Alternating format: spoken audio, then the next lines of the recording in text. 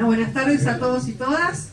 Estamos acá reunidos para la defensa de la tesis doctoral y para ello damos la bienvenida, invitando a ingresar a la sala al doctorando de la tesis, Dilcio Dantas Guedes. Adelante, un aplauso. La directora de tesis, la doctora Susana Borelli, por favor, gracias. A los miembros del jurado, la doctora Susana Russo, la doctora Patricia Orejas y la doctora María Gloria Fernández. A la decana de la Facultad de Psicología y Psicopedagogía de la Universidad de El Salvador, doctora Gabriela Renó, la directora del grupo de doctorado en el Instituto de Psicoanálisis Contemporáneo y la Maestría de Psicoanálisis Internacional, el profesor doctor Motivo de Yacar. Muy bien. Bueno, ante todo, bienvenidos a todos a la presentación a la defensa de la tesis de Dilcio Guedes. La temática, como la tienen acá, es el impacto del entorno en el funcionamiento psíquico de niños latentes de padres separados, evidenciado en pautas gráficas. Su directora de tesis es la doctora Borel. Tenemos el gusto de estar acá. Dilcio, tienes una hora. A partir de ahora, justo son las 7 menos 2 minutos, a las 8 en punto terminamos la presentación y después hacemos un comentario en cuarto de intermedio. Suerte. ¿Quieres este? No.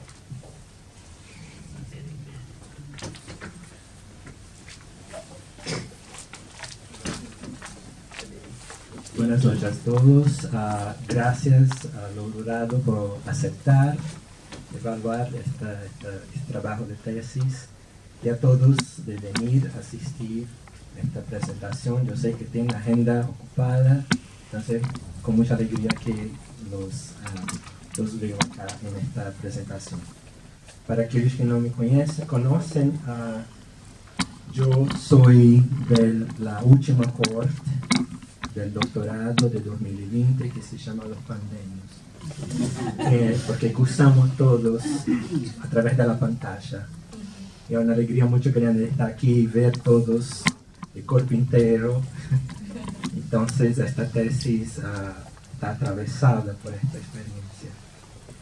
Yo, un poco de contexto, yo tengo un magíster en Psicología del Desarrollo por la Universidad de París-Nanterre y especialización en Diagnóstico y Evaluación Psicológica por la USAL. Y trabajo y vivo en Toronto, Canadá, donde soy psicoterapeuta de niños y familias que están lidiando con situaciones de separación y divorcio. Y esta tesis es acerca de este tema. Para la presentación de esta tesis nos vamos a dividir en la justificación, el problema, después hablamos de los objetivos, las hipótesis, el marco teórico, la revisión de la literatura, la discusión del método, los resultados y el análisis y discusión de los resultados, las conclusiones, limitaciones y transferencias. Y, muy bien. Este estudio se justifica en su relevancia porque demuestra aspectos que van a profundizar la incidencia de los entornos de potencial disruptivo, obstaculizador y transformador a partir de las evidencias manifestadas en materiales proyectivos gráficos. Y también presenta un insumo para la teoría de la psicología infantil y de desarrollo porque nos permite identificar indicios de esta incidencia en el funcionamiento psíquico de niños. Fue motivada por mi práctica clínica con pacientes acometidos a experiencia de entorno con potencial traumático asociados a experiencia conflictiva con los padres, y también porque cuando analizamos los dibujos de niños y hacíamos la práctica clínica, la literatura no nos daba informaciones suficientes para entender el fenómeno que los niños estaban presentando en los dibujos. Y acá fue mi primer desafío, que fue verificar que los dibujos de los niños que vivían en entornos con conflicto parental eran más o menos similares a los niños de padres separados que no vivían conflicto parental, sin conflicto parental. Y ahí empezamos a pensar qué estaba pasando en esa situación, por qué esos niños tenían experiencias aparentemente diferentes, sufrían, pero la literatura no nos informaba qué exactamente debía haber para producir la intervención clínica o evaluar lo que los niños estaban produciendo. El primer desafío fue ese. Entonces, se espera ver indicadores de lo que pasa con los niños de padres separados en conflicto, que se repiten y generan impacto en la organización yoica de los mismos. Y al fin de todo, queremos informar cómo la singularidad de la vivencia del entorno disruptivo se revela a través de la plasticidad, de la receptividad y de la reactividad del niño a las condiciones del ambiente. Para lo tanto, nuestro problema de investigación se construyó a partir, primero, de muchos estudios de diferentes áreas y también los más recientes, de 2006 y 2021, de diferentes países, publicados con revisión de pares en lengua inglesa, española, francesa, italiana y portuguesa.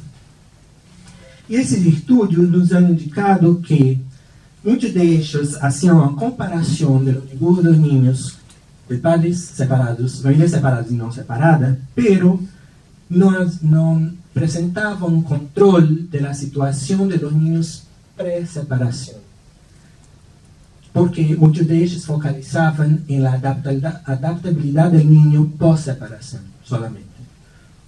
Otro punto es que esos estudios focalizaban en la frecuencia y la simbología de las pautas gráficas, pero no llevaban en cuenta las representaciones psíquicas. Finalmente, muchos de ellos utilizaron una metodología en que predominó el uso de la familia, el dibujo de la familia, estática, y este es un punto importante que vamos a ver un poco más adelante, que no permitía también una triangulación metodológica. Eran estudios que tenían un método singular. Y como el estudio ha sido hecho durante la pandemia, pocos eran los estudios empíricos que hablaban de este tema. Si vos recuerdan, en más o menos mayo de 2020, hubo un excesivo número de publicaciones acerca del impacto de la pandemia en niños. En China, Europa, Estados Unidos, Canadá. Pero esos estudios, ninguno de ellos hacía una separación, hacía una referencia a los niños que vivían en casa de familias separadas o no separadas. Tomaban todos como un tipo de muestra. Entonces, con todo eso, partimos del postulado que un entorno marcado por un conflicto interparental incide de manera variable en el funcionamiento psíquico de los niños en periodo de estructuración psíquica. Y las pautas gráficas de sus dibujos permiten evaluar tal incidencia a nivel intrapsíquico. Y eso generó nuestra pregunta-problema. ¿Existen pautas gráficas específicas asociadas al funcionamiento psíquico en los dibujos de niños en trabajo de latencia que han experimentado un entorno con potencial traumático producto de la conflictiva de la separación de los padres? Gilcio, ¿por qué latencia temprana? Porque en mi realidad en Toronto, en mi práctica, la prevalencia de casos de separación con alto conflicto, litigio, era de familias donde los niños estaban en este periodo. Entonces fue más una cuestión de conveniencia lógica, metodológica. En mi realidad era que la mayoría de los niños eran en periodo de latencia. Muy bien, y a partir de esa pregunta, problema, lanzamos dos preguntas iniciales. Especificamente, ¿cuáles son las pautas gráficas específicas en los dibujos de niños en trabajo de latencia temprana, que es de 6 a 8 años y 11 meses, viviendo en entorno de separación parental?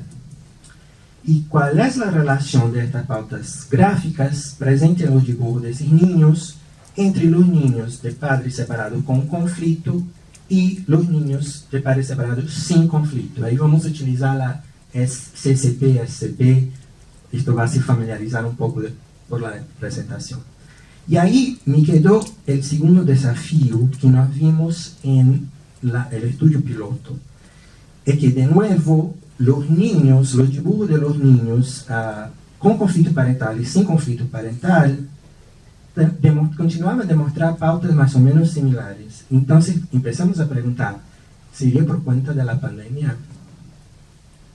Y existió la necesidad de rever los dibujos de lo que los niños produjeron pre-pandemia, para ver lo que podíamos ver de diferencia.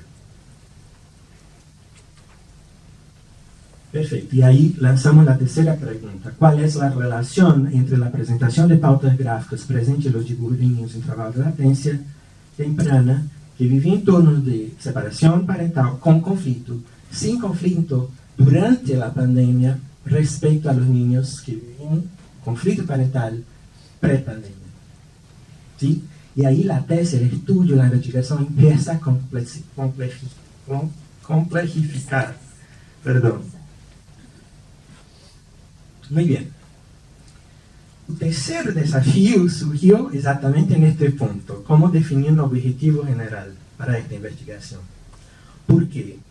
Pensamos cómo estrategizar metodológicamente un estudio que se acerque de la conflictiva que los niños estaban pasando, a las modalidades vinculares en la familia, sin generar un desconforto en los niños y que también no genere una transferencia negativa. Y esto fue a un punto que Alejandro levantó en una de nuestros talleres de tesis, que ascendió la luz. Te agradezco, Alejandro. Y así pensamos en una estrategia de psicodiagnóstico clínico donde empezaríamos a presentar pruebas en nivel progresivo de complejidad. Y por eso pensamos, vamos a iniciar con un dibujo libre, después aplicamos una persona bajo la lluvia, porque es una prueba que moviliza la experiencia del entorno.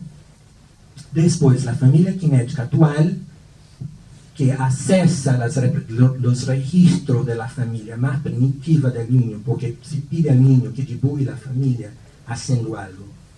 Y después la familia cinética prospectiva, que es para el niño dibujar la familia haciendo algo en 5 años, que ya nos permite ver una transformación de las modalidades vinculares a partir de que el niño proyecta en el tiempo futuro.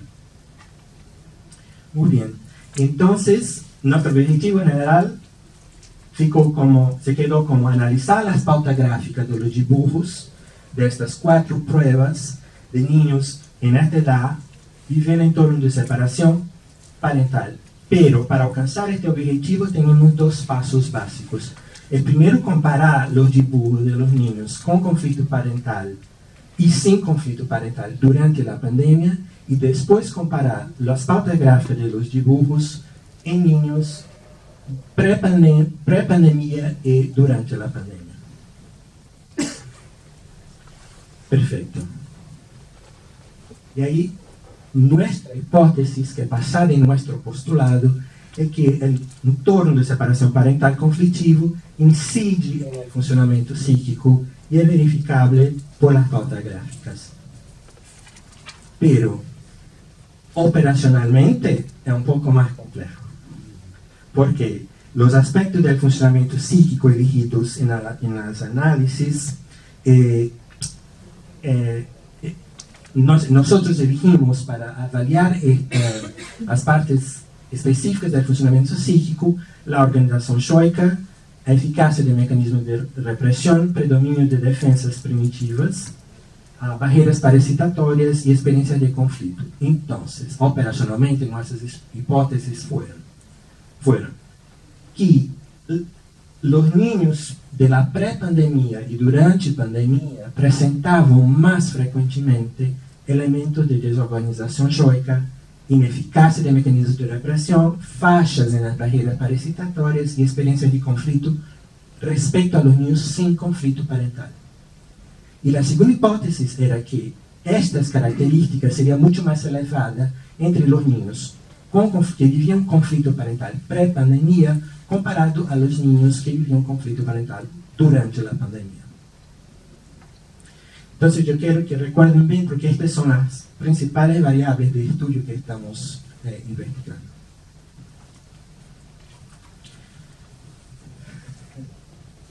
Bien, y el estudio se basó en referenciales teóricos.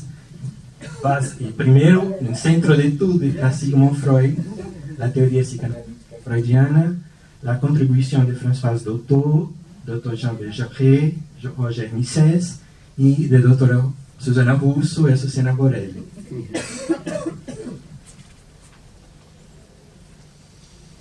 ¿En qué?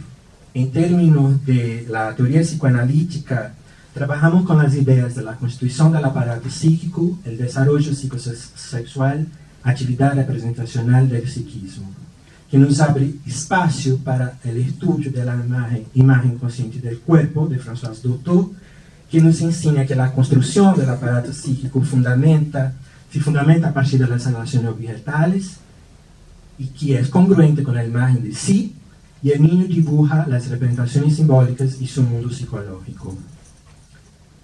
Desde Teoría del Funcionamiento Psíquico de Jean Bergeré, nosotros también trabajamos con el concepto de la construcción del funcionamiento psíquico, partiendo del continuo de una línea estructural neurótica a la línea estructural psicótica y el tronco de las A estructuras. Mucho de la literatura informa que los niños de padres separados vivencian, tienen una experiencia en términos de funcionamiento psíquico muy cerca de la experiencia de una estructura límite, donde las representaciones objetales están parcialmente integradas y el mundo psíquico está escindido. Y también utilizamos esos mismos conceptos para compreender como las pautas gráficas y los modelos de funcionamiento psíquico se articulan, como propone el Dr.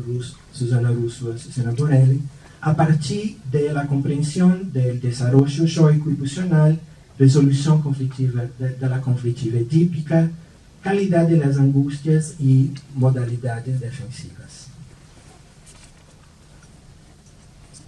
Muy bien. Perdón.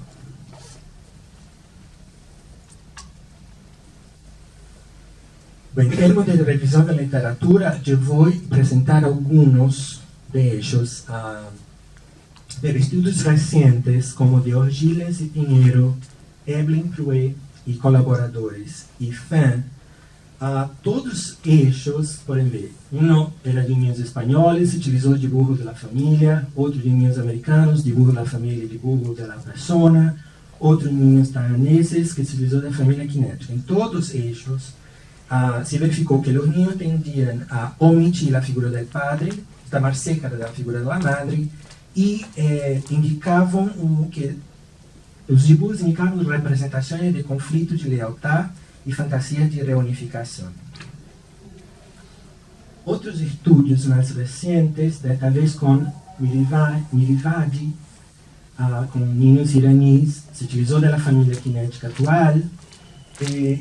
Ellos han visto que los niños de padres de familias separadas presentaban muchos más síntomas de ansiedad, depresión, conflicto interparental.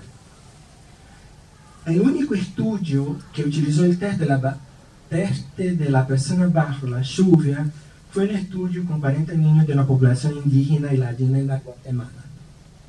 Ese estudio es interesante porque ella ha visto que los niños de familia, la autora ha visto que los niños de familia separada presentaban pautas como dibujos pequenos, margem esquerda, linha entrecortada e gotas em forma de lágrima, em volume, que indicavam rigidez, introversión, ansiedad, inseguridad y defensas en relación a la figura del padre. Pero interesantemente, la autora cita que ese estudio se realizó en un periodo que hubo una lluvia torrencial en la ciudad y los niños destruyeron la comunidad, un evento disruptivo.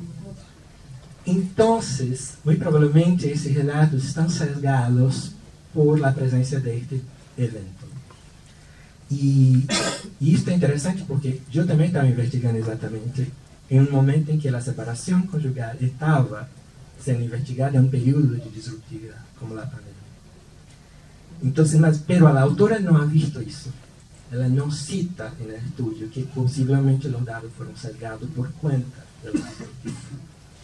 Y el último estudio con niños italianos utilizó de la familia cinética, del texto dibujo de la familia, y ella ha dicho que no encuentra diferencia entre niños dibujos de niños separados y familias no separadas, pero se verifica un indicio de vulnerabilidad psicológica. Entonces, como la literatura nos da algunas informaciones que de alguna manera no sustancian lo que estamos tentando ver, algunos datos eran ambivalentes por mi punto de vista. Criamos un estudio de campo descritivo, grupo control, de situación de problema tipo número 2, pues hay una situación de hipótesis de trabajo y un modelaje teórico a partir del cual se busca generar una evidencia a partir de Alonso, con un diseño no experimental y cuantitativo. A partir de ahí, nuestra posición tecnológica es clara y utilizamos la de Lakatos, que indica que la teoría de base está articulada a una base conceptual que es sostenida por la producción empírica, que puede confirmar o predecir hechos nuevos o refutarlos, y en un bucle de reconstrucción de la teoría.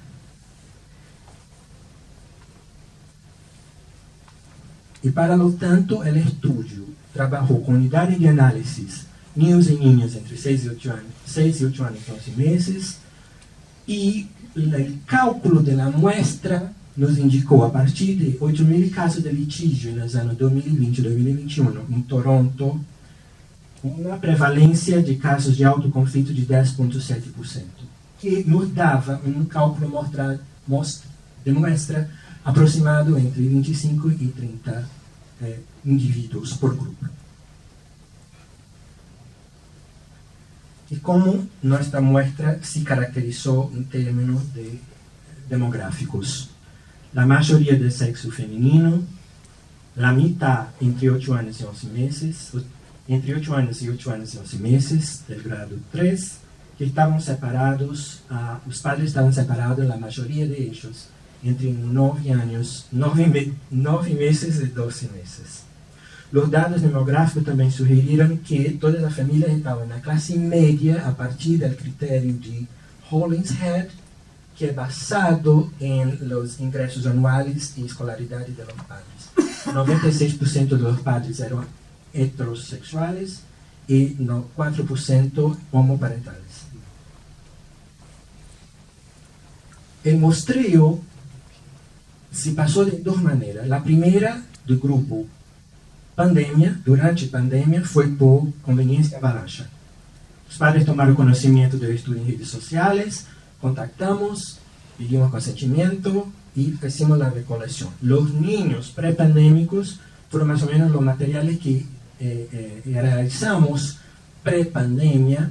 También contactamos los padres, solicitamos el consentimiento y ahí trabajamos con los materiales que habían sido producidos.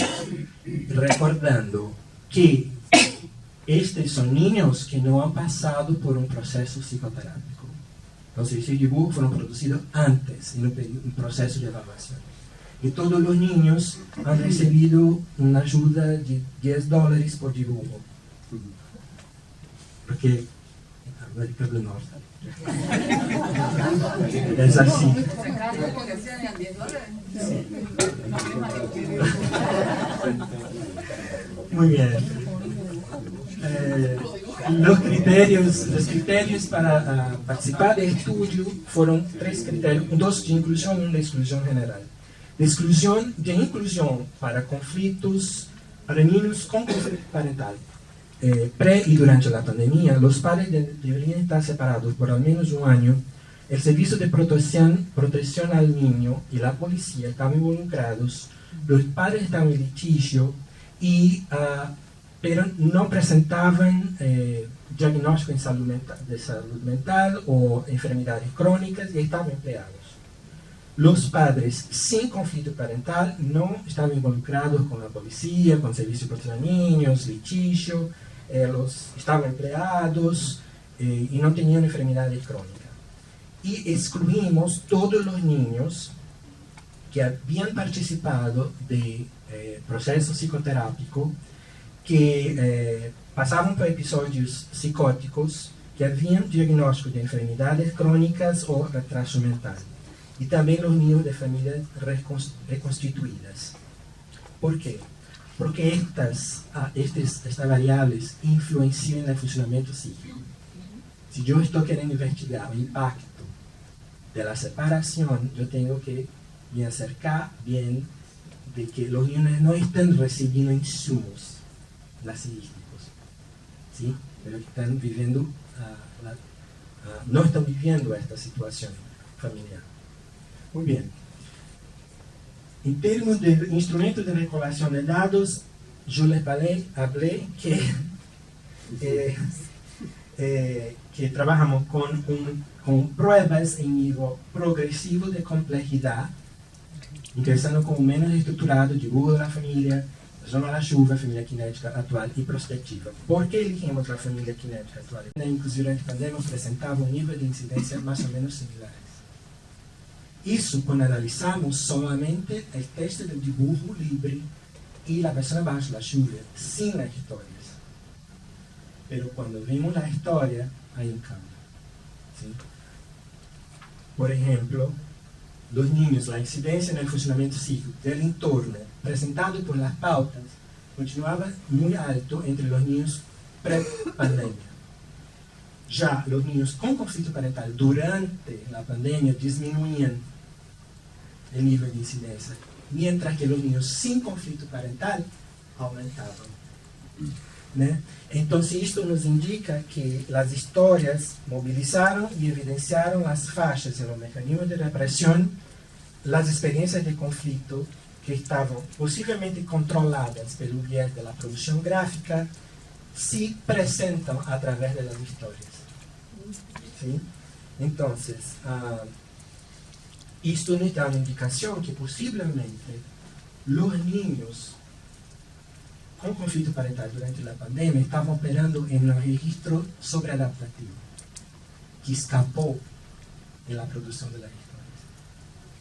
Y ahí, cuando añadimos el análisis de la figura cinética actual y prospectiva, que son dibujos que nos permiten ver cómo los niños transmiten la tensión psíquica asociada a modalidades vinculares en la familia, continuamos a ver que los niños con conflicto parental pre-pandemia permanecían muy elevados en relación al otro grupo. Pero ¿qué pasó? Los niños durante la pandemia con conflicto disminuyeron, ¿sí? Un poco en relación al otro grupo. Sin conflicto parental, también más bajo. Pero eso es curioso porque si estamos hablando que la conflictiva de los niños atraviesa la experiencia de la familia que fue movilizada por el dibujo de la familia, ¿por qué los niños con conflicto parental disminuyeron? ¿Sí? Esto fue muy curioso y hace pensar que algo ahí estaba un poco aquí por detrás de las evidencias. Que acá podemos entender, los niños sin conflicto parental, la familia, ok. Bien, entonces necesitamos ver en medio de las historias qué estaba pasando, ya que la historia era la luz que estaba nos indicando algo acá está pasando. Los niños pre y durante la pandemia, cuando hablaban de sus historias en el dibujo libre, presentaban historias clichés y banales. Los niños sin conflicto parental ya presentaban historias que hablaban de su mundo interno. Cuando pasamos al estudio de las historias del dibujo libre, los niños pré-pandémicos continuaban a hablar de lo cotidiano, pero añadían, creo que está correcto, los conflictos atípicos, y los niños con conflicto parental y sin conflicto parental ya hablaban de frustración y vulnerabilidad, lo que nos indica que los niños, estos niños, acessaban la espesura del preconsciente, ¿sí? Que permite pensar que tenían una mayor capacidad simbólica y una mejoría de las representaciones asociadas a los objetos, las relaciones objetales. Y ahí, para ser más interesante, pasamos para análisis cualitativo. Seleccioné 3 dibujos para ser más didáctico de cada grupo. ¿Okay? Este es el dibujo de Daniel, de 8 años y 11 meses, tiempo de separación de 12 meses. El dibujo libre, la historia es así. No sé, hace un silencio. Mira pela ventaja, se queda ahí, depois empieza a hablar. Um homem enfadado lutando contra el diablo. Y así voló sobre el centro de la ciudad y lo atacó usando un ultraláser. Su dibujo, la persona bajo la lluvia, una persona de espalda, no se sabe el sexo, con un rayo en la cabeza. Y ahí, después de un silencio, él dice, no estoy seguro. Una chica se quedó atrapada a la lluvia. La familia cinética, él describió, con mi hermana está jugando un videojuego y estoy en el sofá intentando dormir. Esto es verbalización, no es historia. Y la familia cinética prospectiva me dijo, recuerden que en el análisis, la primera parte es la impresión general. Mira la impresión del dibujo. Y para él describió, este es mi hermano y yo en Nueva York. Y vimos un espectáculo aéreo ahí. Luego en Las Vegas, en la montaña rusa. Para mí, un dibujo clásico. La parte de arriba, el inconsciente, la parte de abajo, inconsciente. Las Vegas, el inconsciente. Sí. ¿Qué estos dibujos nos enseñan? Faixas em delimitação e integração, figuras grandes em margem inferior, sombreados e boroneos, rigidez e compartimentalização, pessoas humanas não decifráveis, ausência de kinesia, excesso de objetos complementares e suplementares, desde o dibujo da família cinética, atual e perspectiva e ausência de história, que nos informam no entorno vivido como temeroso, fantasia de alejamento, ausência de mecanismos parasitatórios, baixa vitalidade, inseguridade compensada por controle mais ou menos o que está falando acá, pero que indica um possível funcionamento psíquico de pré-organização límite com rasgos depressivos. Quando analisamos o dibujo de uma niña de um grupo durante a pandemia com conflito parental, Maria, de 8 anos, ela nos apresenta esses dibujos muito hermosos, pero interesantíssimo, porque mira a história da figura de dibujo libre. É uma foto de primavera para mi padre. Solo isso, e continua dibujando. ¿Has visto lo que he puesto en la cabeza del sol? Es una corona. ¿No sabe qué tipo de corona es? ¿Qué es? Es una corona de un superhéroe. Y hace un silencio. Silencio se pasa. La corona de la Mujer Maravilla, ¿cómo es que no sabías? Bueno, una vez una princesa fue encantada y se transformó en sol, pero la princesa conservó su corona. Y, ok, a la princesa del sol calentaba la flor, y cuando un príncipe huela esta flor, el encantamiento se romperá y serán felices para siempre. El dibujo bajo la lluvia. Vale, déjame ver. Segura y pone la mano en el mentón. Bueno, estaba en el parque y de repente empezó a llover. pero tenía una bufanda que me encanta y la puse en la cabeza. Pero entonces salió el sol otra vez y el sol había sacado mi precioso vestido y entonces me encontré con mi papá y me puso a sus cuestas, aquí, acá. Y paseamos por el parque.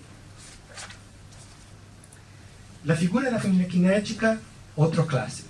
Compartimentalización, la primera cosa que hizo fue marcar la hoja al medio, separar la madre del padre en actividad de cercanía diferenciada. Pueden ver que ella está más cerca del padre, separada de la hermana, y acá la hermana está entre ella y la madre. E aí descreve algo mais, e depois, no último dibujo, como vê a família em 5 anos, uma casa onde viveria com seu padre, e aí está. E a irmã e a madre não participarem, completamente omitidas. Acá vemos uma delimitação faixa, pero integração e graficação adequada, figuras grandes de margem inferior, com sombreados e coroneios, rigidez, compartimentalização, figura humana incompleta com erros na ubicação das partes, que nos ensina certo grado de desorganização choica, ineficácia no mecanismo de repressão e mecanismos parasitatórios faixos. Um entorno vivido como hostil, procedimentos verbais que sugerem uma faixa no acesso do pré-consciente, basado na conflitiva, e alguns procedimentos como autorreferência, crítica, dramatização, que nos dá pouco de indícios de um possível funcionamento pré-organização limite com rasgos histéricos. E finalmente, dibujo de uma niña sem conflito parental, Betty de 7 anos, com 12 meses de separação. O primeiro dibujo,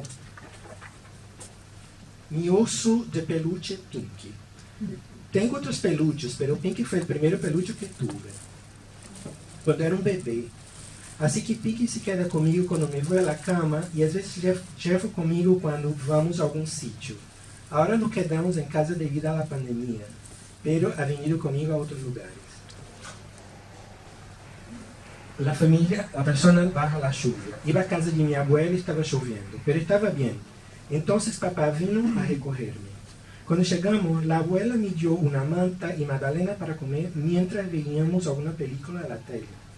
Depois passeamos a Husky, supero porque não chovia mais. E antes de ir a casa, horneamos umas galetas para levar comigo. Vino papá e volvimos a casa. E nos comimos as galetas antes de acostarnos. E empieza a sonreír. Acá, o dibujo de la familia cinética actual. Ella está en el equipo del padre jugando badminton contra la madre y la hermana. Y en la otra figura tenemos las niñas juntas o detrás de la mesa, el padre y la madre en lados opuestos, pero con los tenedores arriba. ¿Sí? Que nos da indicios que acá la familia cinética prospectiva nos demostró un cambio en las modalidades afectivas, vinculares. Acá, actual, están en pelea todavía, pero en 5 años quizás están en una cena de acción de gracias, pero los padres están separados por la mesa y las niñas juntas. ¿Sí? Interesante. Então, tudo isso nos sugere desejo de modalidade vincular diferenciada, com presença de mecanismos parasitatórios, que apesar de viver no entorno vivido como tensão, que não dá indícios de possível funcionamento psíquico, pré-organização neurótica, com rasgos possessivos. Podemos ver na eleição dos colores, claramente podemos ver os elementos identificatórios por la eleição de los colores. Muito bem, amigos. A partir de análise e discussão de resultados que vimos, onde não existe diferença significativa entre grupos, que vimos. Os niños vivem experiências de frustração em entorno vivido como inestables, que se evidenciam por fantasias de abandono e devaluação, e sugerem relações objetais deficitárias que são demonstrados que nos indicam capacidade simbólica disminuída e demonstrado por um desejo de família integrada e recreativa. Recordamos que esses niños estão, muitos de ellos na pandemia, aislados, não podem sair, não podem jugar, e a família está todavía aí lidiando com a situação da separação.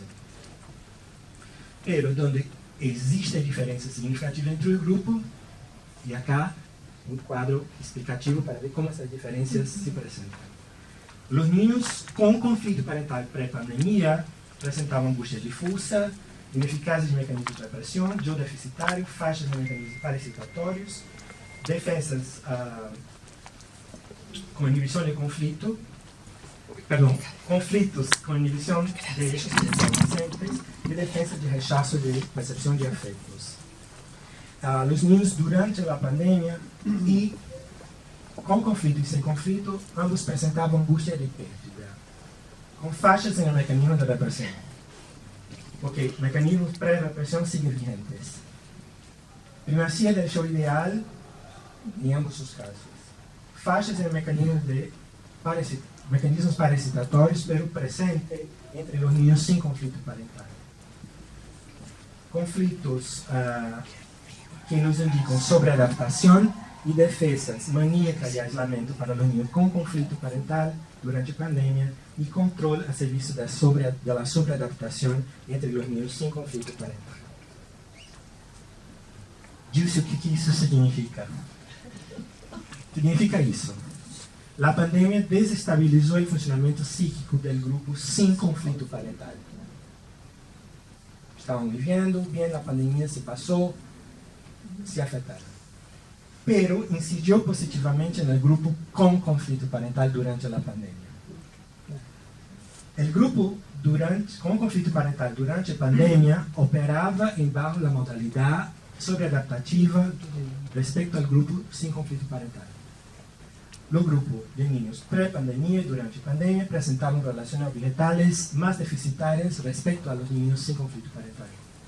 E podemos ver uma singularidade do impacto do disruptivo influída por, primeiro, a condição socioeconômica, classe média, em Canadá, e o controle do impacto da pandemia. Foi um país que não sofreu tanto em relação a outros países. Nenhum desses niños vivieron uma situação de pérdida em suas famílias.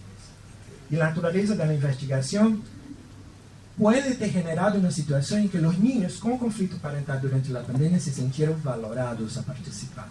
Há pouco de insumo nas diferentes situações. E possivelmente também sesgou alguns desses resultados. E o que isso significa em termos figurativos? Que pré-pandemia as figuras parentales estavam em conflito e não podiam entender as necessidades de los niños. Então, o desenvolvimento se viu detenido.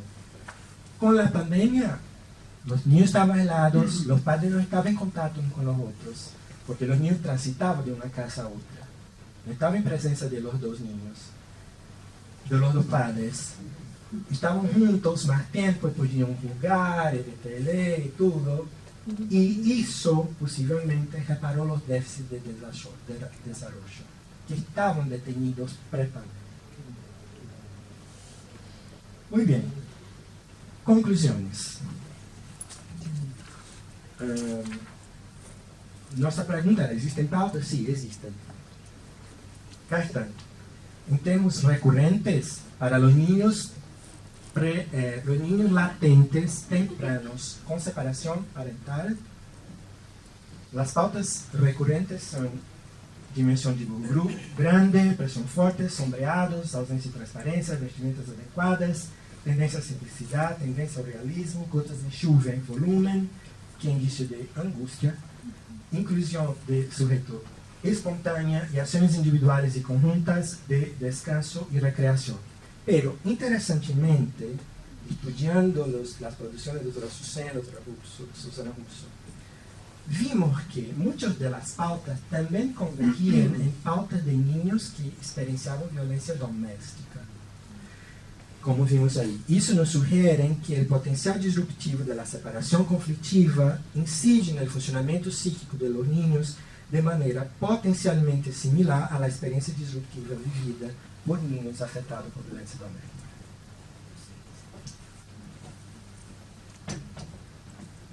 Muy bien, así nuestra primera hipótesis fue parcialmente verificada porque las pautas de niños con conflicto parental durante la pandemia todavía presentaban cierta similitud con las pautas de niños sin conflicto parental durante la pandemia. Recuerdan que la incidencia de los niños con conflicto parental disminuye y la sin conflicto parental aumenta y se tornan más o menos equivalentes. La segunda hipótesis fue verificada completamente. Sí, los niños, las pautas de los niños pre-pandemia eran completamente diferentes a los niños durante la pandemia, mismo que podíamos ver algunas de las características más o menos similares, más diferentes. Y este es el punto para mí más importante, además de todo. Y todo es muy importante, pero eso me fue muy interesante, que es relacionado a que estamos estudiando en el doctorado. Que es que yo pongo de esta manera la incidencia de un sobreevento disruptivo que deviene en torno, ¿sí? El evento es algo que se pasa inmediatamente en torno, que pasa más tiempo y se torna egocentrónico. La incidencia de un sobreevento que se deviene en torno cuando incide en el entorno disruptivo potencialmente obstaculizador, puede devenir transformador. Esto fue muy interesante ver a través de los dibujos. Gracias, profesor. Entonces eso es interesante porque tenemos otro sobreevento. Por ejemplo, recuerdan el estudio de los niños guatemaltecos. Un sobreevento disruptivo que impactó el evento disruptivo de la separación, pero no fue transformador. En este caso, sí, porque los niños con conflicto disminuyeron la incidencia del impacto en el funcionamiento psíquico. Bien, a pesar de todo, ese estudio tiene algunas limitaciones. El primero es que no permite inferir causalidad porque es un estudio descriptivo. El segundo es que necesita un abordaje longitudinal para verificar la continuidad de los hallazgos. Por ejemplo, ¿cómo están los niños hoy post-aislamiento? ¿Producen diferentemente? Ahí fica para ustedes hacer las investigaciones.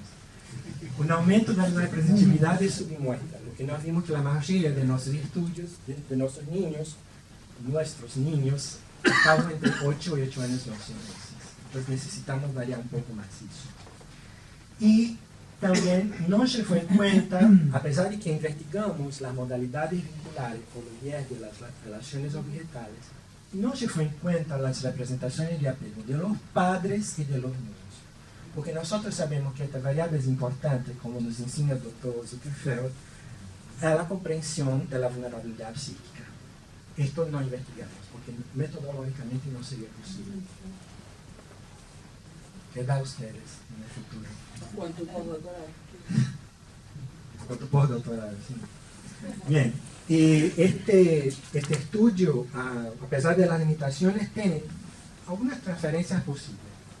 Primero, ilumina cómo las condiciones del entorno facilitan cambios en el funcionamiento psíquico. Un entorno con potencial obstaculizador puede definir transformador. Nos confirma una vez más que los diagnósticos en la infancia son efímeros, por eso hablamos de preorganización, estructuración psicológica. Y nos informa la necesidad de intervenciones precoces, porque aumentan las chances de cambio del entorno, como vimos. El entorno puede nos informar, la intervención puede cambiar la organización del entorno. Existen pautas que son figuras como indicadores en estos casos. Como vimos, acabamos de ver que existen indicadores para los niños padres separados, tempranos en latencia, que facilitan la identificación de indicios de los impactos y eventos en entornos en la elaboración de la vivencia, y que nos permite producir un conocimiento, obtener un conocimiento que es transferible a los otros campos de la salud mental en los ámbitos médicos, educacionales y forenses en la área clínica e investigativa. Muy bien, y con eso yo finalizo la presentación de esta tesis. Muchas gracias.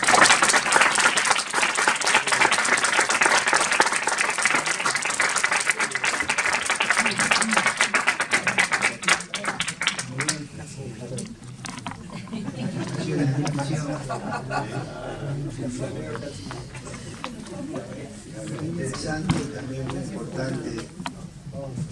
Hola, hola. Muy interesante, muy importante tu presentación. Después yo me voy a referir un poquitito, pero primero le vamos a dar el lugar al jurado. Si tienen que hacer preguntas, comentarios, si comenzamos por el jurado externo, la doctora Oveja.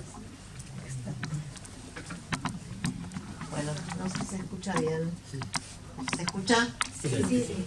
Bueno, cuando yo empecé a leer la tesis, la primera impresión era que era demasiado extensa y cuando terminé de leer la tesis me quedé con la sensación de que hiciste un gran esfuerzo para recordar y que el recorte fue absolutamente adecuado y que realmente una de las limitaciones que tiene es esto que vos, tus hallazgos, que daba como para seguirlos desarrollando porque obviamente debías tener mucho material para desarrollarlos. Yo, para ser breve, porque solo puedo felicitarte por la rigurosidad a vos y a la doctora Borel, por la rigurosidad, el trabajo desde lo metodológico y también con respecto a lo bien que desarrollaste el marco teórico, que fue impecable ver la correlación entre el marco teórico y el análisis práctico que vos haces de las técnicas.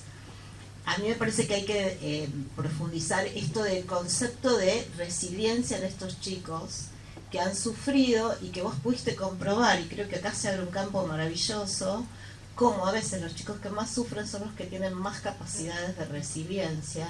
Y ahí, bueno, está toda una teoría de Viktor Frankl del análisis existencial, que lamentablemente no tiene desarrollo en niños en este tema, pero me parece que abre un campo enorme y revaloriza este hallazgo importante que vos tenés. Y la otra cuestión que también quiero felicitarte es por marcar esto que se dice muchas veces en la clínica de niños, pero no siempre se ve claramente en un desarrollo científico, y es la plasticidad de los cambios y cómo la pandemia con la presencia de los padres generó estos efectos tan positivos. Una investigación en el Austral de la doctora Bertela durante la pandemia en los countries de la zona de Pilar que llegó a las mismas conclusiones, y creo que ahí tenés dos futuras líneas de investigación maravillosas. Así que no tengo más que esto, felicitarte y remarcar esto. Gracias.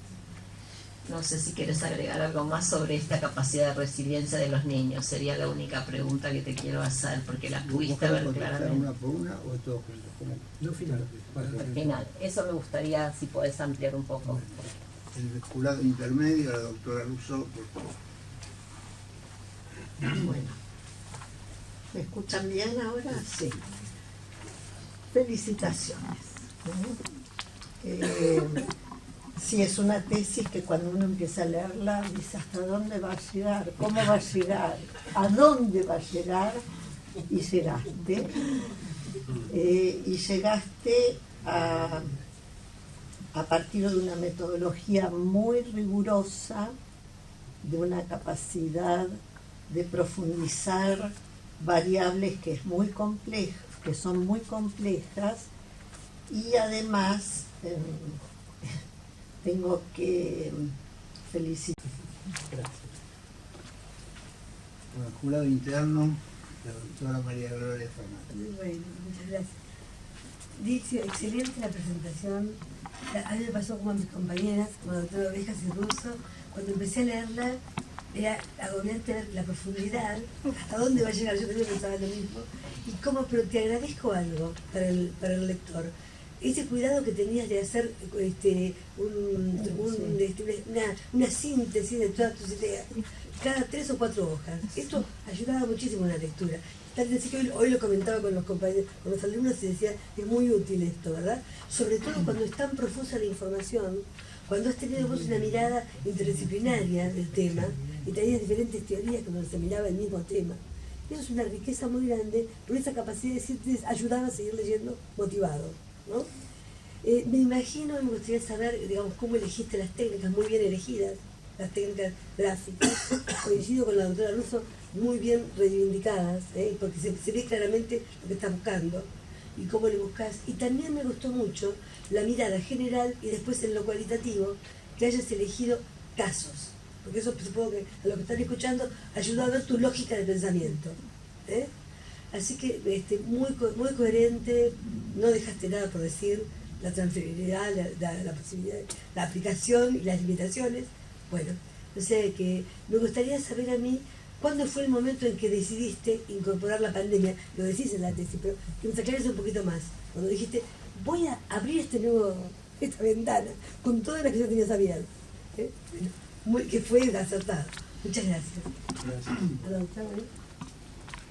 Bueno, muchas gracias, Edilcio, por la presentación. Yo quiero decir unas palabras desde mi lugar de tutor, acompañante de esta tesis, el gusto y la tranquilidad, ¿no? A veces, digamos, y cuando se acompaña una tesis, uno se hace un poco parte y se siente un poco responsable. A veces esa responsabilidad nos inquieta y a veces no. En este caso no. En este caso más bien fue un doctorando que trabajó con mucha autonomía, que con pocas pautas directrices las toma, las recrea y las aumenta, con lo cual ha sido un gusto, un placer y también una oportunidad de aprendizajes, porque Edilcio ha sido muy, muy riguroso, ha sido muy trabajador y ha buscado debajo de las piedras cosas que no encontramos otros durante mucho tiempo. Así que bueno, eso quiero reconocer ese comportamiento de doctorando bárbaro. Gracias. Yo por lo general no agrego mucho y no hago muchos comentarios, pero quiero dos palabras decir al respecto. Cuando Edilcio empezó con estos pensamientos y me propuso al principio que quería investigar esto, le digo, pero no te olvides que estás en pandemia, porque ella ya había entrevistado a la gente. Y yo no me podía imaginar que iba a tomar todo el trabajo también de hacer el trabajo de la pandemia en ese sentido. Así que la verdad es maravilloso el emprendimiento. Pero yo quiero recalcar algo que me parece que es la primera vez en todo nuestro doctorado que alguien manifiesta algo que nosotros venimos recalcando todo el tiempo, y es la primera vez que yo lo escucho eso desde el punto de vista empírico. Porque, ¿qué es lo que Edilcio trae? Él trae el concepto de la recursividad, sí, que Morel propone. Nosotros todo el tiempo decimos, ojo, no lo que sucede fácticamente, si eso lo tienen que dar a priori como que eso es traumático, constructivo, etcétera, etcétera.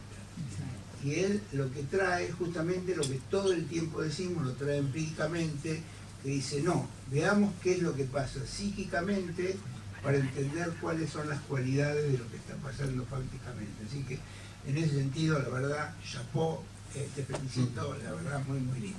Quiero agregar algo más, que era muy importante. Esto también es excepcional. Cuando Edilcio comenzó esto, entiendo que se encontró con algunas limitaciones en sus propios conocimientos previos sobre las técnicas.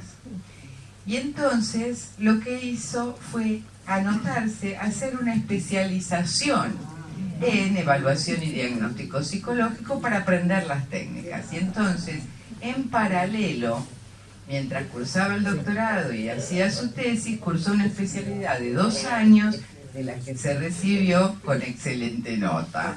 Esto me estaba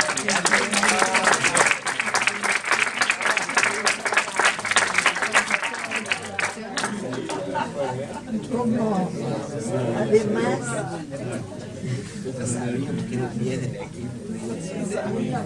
además todas las que nos ocupamos de las técnicas nos encontramos de cómo se iba a hacer en plena pandemia para administrar las técnicas proyectivas gráficas fundamentalmente y tomamos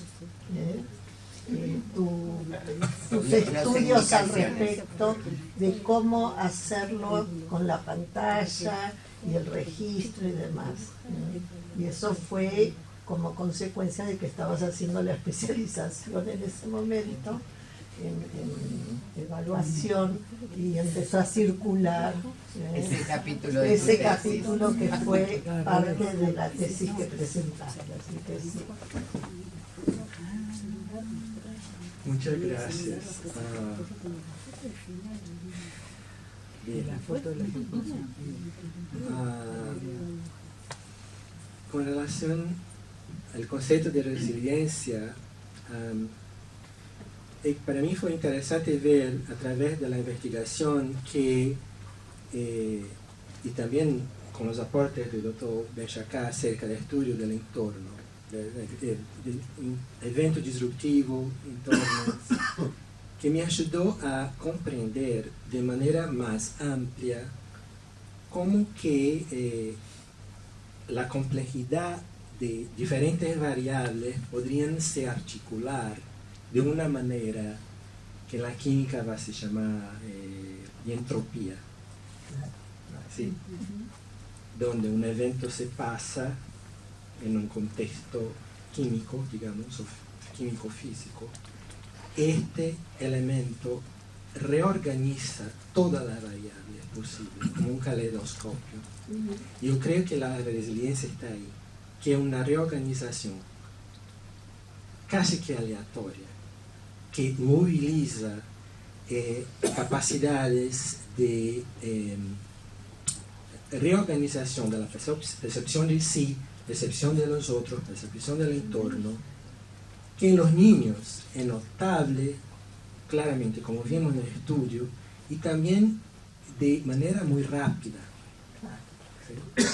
Entonces yo creo que el punto para mí, en términos del que yo podría amplificar en términos del concepto de resiliencia, es exactamente eso, esta articulación de la complejidad de variables que va a movilizar aspectos que son catalizadores del proceso resiliente.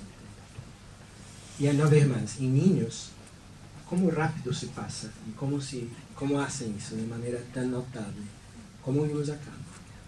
Entonces, yo iría más o menos en este 10, más o menos así. En términos de qué pasó conmigo antes y después de la tesis, fue una tesis que tiene muchas camadas afectivas, ¿sí? Entonces, como a doutora Azucena ha explicado, yo empecé, el doctor Benchaca mencionó, yo empecé diciendo, yo quiero hacer doutorado y estudiar el disruptivo. Tú estudias disruptivo, yo trabajo con niños separados. ¿Puede ser ese doutorado? Sí, viene. Me largo de Toronto y vengo acá a estudiar eso. Y antes tenía la experiencia de hacer evaluación psicológica, porque este es mi proceso en mi trabajo. Los niños llegan a la organización donde trabajo, están sufriendo, y empezamos con la evaluación psicológica. Y ahí después ofrecemos intervenciones terapéuticas. Entonces, cuando estaba ahí haciendo esta parte de mi trabajo, para mí, yo pensaba, bien, yo creo que este estudio del disruptivo a mí enseñaba una cosa acá y hacía una cosa diferente, porque explica más o menos esa idea, que no es solamente un sistema familiar que rompe, en todo un contexto, en nivel de eventos y entornos. E aí eu via com isso, né? Que vão utilizar dibujos de não sei quem, que se estudou em Montreal, hablar com a Dora Azucena, e que analisar os colores. E ela me disse, mira, acá hacemos as coisas com um pouco mais de algumas diferenças. Estes são os protocolos validados, esse é que como se deve fazer. E aí me vi, ok, então eu tenho que especializar, porque este detalle solo con la especialización. Entonces hubo un cambio allí profesional inmenso. La otra camada es la forma como hicimos el doctorado, compartiendo con todos los colegas nuestras ideas, hablando de nuestros pensamientos, nuestros problemas metodológicos, organizando una candelaria que tiene un pre, durante, después, virtual, con una preparación, discutiendo nuestra temática, nuestra dificultad, y eso añadió a esta dimensión afectiva, que fue, esta es una tesis que tiene un esfuerzo muy grande, pandémico, tantas cosas se pasaron durante el periodo, y con las manos de 22 personas que me ayudaron a identificar pequeños aspectos a cada clase, cada viernes, cada sábado que nos encontrábamos por la pantalla. Muchos de ellos, mis compañeros, están acá. Y después tiene la especialización también, que para tener una idea de este trabajo, yo tuve la oportunidad de presentar una parte de los datos en el Congreso Internacional de Rorschach en Ginebra. Después publicamos un artículo sobre las cuestiones, las convergencias teórico-epistemológicas de los dibujos libres, persona bárbara Juve, familia cinética, que fue fantástico. Entonces, profesionalmente, personalmente, esta fue una tesis disruptiva, transformadora. Y cuando decidí añadir los datos de la pandemia, yo no quería, porque los datos habían sido colectados, yo no tenía contacto con los padres, tenía toda una cuestión institucional para accesar estos datos. Pero cuando me vi estancado viendo dibujos, repitiendo pautas entre niños que no estarían sufriendo por la separación, pero estaban, y los niños con conflicto altísimo, que estaban demostrando pautas similares a niños sin conflicto, yo pensé, yo estoy haciendo algo errado, algo de la producción que no estaba se pasando, y ahí fue que me dio un poco la luz, y la verdad, mucho que el doctor Benchacá ha comentado, ojo a la pandemia, ¿cómo hacer? ¿Saben una cosa? Yo quiero rever estos dibujos. ¿Cómo estaba ese dibujo antes? Porque esto va a me dar una plataforma para saltar sobre lo que los dibujos estaban siendo producidos durante la pandemia. Fue más o menos un grupo de ángeles que me falaron que, mira, tenemos que ver algo más acá. Y creo que fue eso más o menos. Fue más o menos una necesidad metodológica. Claro. Yo te preguntaba porque justamente esos momentos de estar parado, que uno siente que acá no puedo seguir, son los momentos de vuelo, reconsideración y vuelo. Claro. Yo tanto les digo en las clases a los compañeros, ¿no? Así que vos lo mostrás perfectamente, por eso lo intuí, quería ver si era así. Te felicito, bien. Muchas gracias. Bueno, ahora el jurado pasa a un cuarto intermedio de unos poquitos minutos en base a todos los comentarios, muchas discusiones no va a haber, pero por lo menos hacemos simbólicamente. Esperen un ratito, enseguida volvemos. Jurado, las faltas de acuerdo, etcétera, se decidió por unanimidad otorgar el puntaje de 10 con sugerencia a publicación. Muy bien.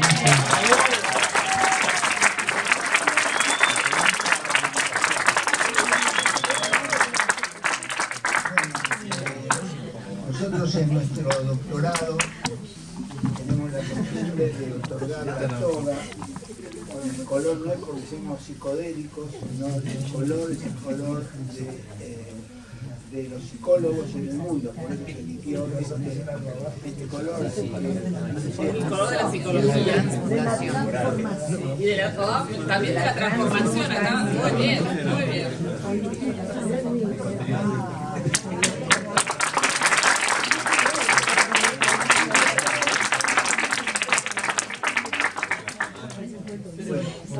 Junto con ellos también el mirbete simboliza esta calle, el futuro después para seguir desarrollando.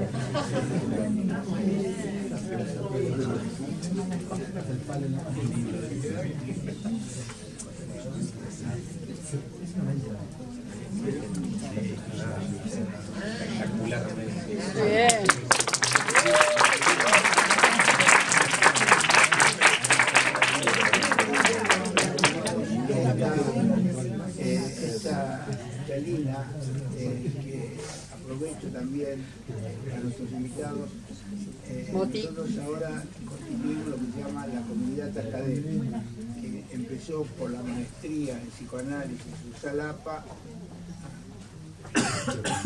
La comunidad académica que empezó con la maestría Usalapa, seguimos con el doctorado, la comisión del doctorado, que es el doctorado en general, y nosotros ya agregamos lo que llamamos los laboratorios de investigación, que ya estamos dándole su categoría académica, agregamos las diplomaturas en esto para ampliar el conocimiento, y ahora también un curso que pertenece a esta comunidad académica especial para quinto año, para que ya los alumnos de quinto año se pongan en contacto con estas temáticas, que es sobre las adversidades, el humano y sus adversidades y lo disruptivo, la clínica de lo disruptivo, ¿sí? Para que poco a poco, entonces esta comunidad académica que empezó con solo la maestría, digamos, ya tenemos un marco más ampliado de acercar a nuestro entorno. Por eso explico todo esto porque tiene los colores de la USAL, que es el verde, y el escudo de la USAL y el escudo de APA, para que se vea que hay continuidad de la maestría con el doctorado. Así que Dizio. Muy bien.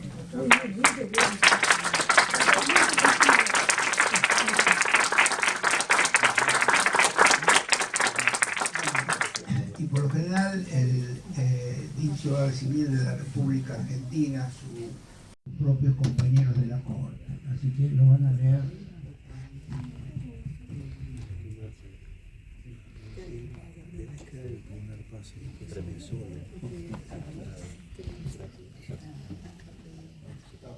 Bueno, es un momento muy emocionante. Estamos representados los 24 integrantes de la Corte en las palabras de nuestra colega Claudia Venegas desde Toronto, representada desde Toronto.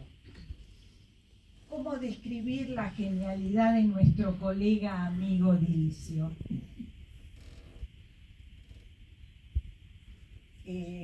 Ser un ser ávido de conocimiento, bondadoso, generoso con su saber, disciplinado, con una curiosidad por explorar áreas significativas en el desarrollo de su actividad individual y profesional. Me mueve y motiva observar cómo disfrutar el aprendizaje, aplicar lo aprendido, identificar nuevas áreas de aprendizaje y de desarrollo clínico teórico en el desarrollo de sus prácticas profesionales. Mentor de una paciencia infinita para explicar, dialogar y co-construir. Amigo incondicional.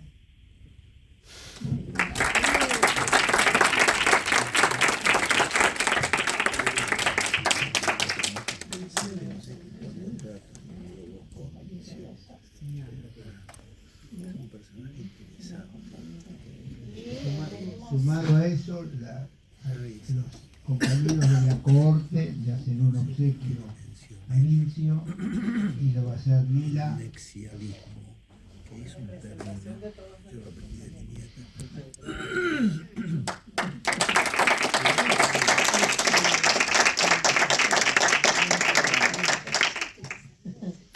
Lo tenés que abrir.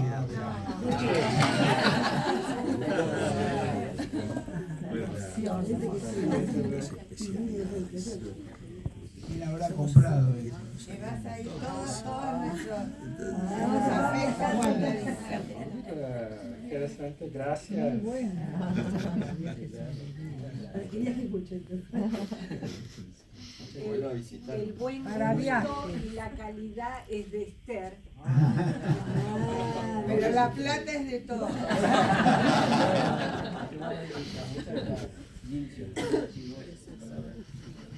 Una palabrita. Ahora más tranquilo. Sí, ahora tranquilo. Yo quería decir primero con mucha gran emoción la felicidad de compartir este momento con ustedes.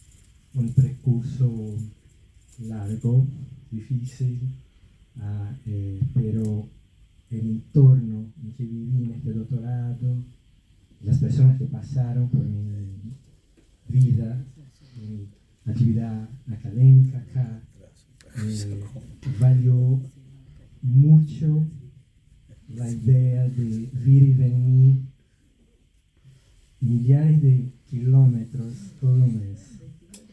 Y por la situación de la pandemia, participar de las actividades por la pantalla, a pesar que yo veía sus caritas, yo me sentía muy presente con todos. Y fue un proceso bellísimo. Y estar acá defendiendo una tesis que tiene múltiples manos, muchas camadas afectivas, un poco como yo vivo como un poco como una situación un poco casi psicótica, porque verlos en cuerpo, abrazarlos, compartir las ideas, algo que yo no puedo describir bien. So, muchas gracias por el cariño. Continuamos en esta trayectoria de vida como doctores, doctorandos, orientandos, investigadores, y yo creo que este es un marco en mi vida y que no puede escapar más. Yo gustaría de registrar también mis agradecimientos a mujeres en mi vida, que yo siempre tengo la suerte de estar alrededor de ellas, que viene desde mi abuela, mis tías,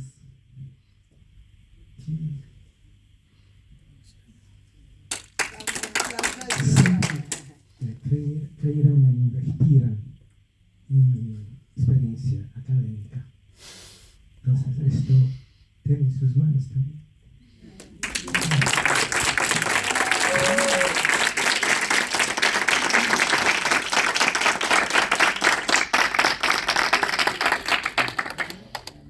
Bueno, y ahora lo que nos queda, hoy tenemos muchos festejos. Por un lado, la tesis de Dincio, segundo, el apoteótico encuentro de los pandémicos que por primera vez se encuentran personalmente.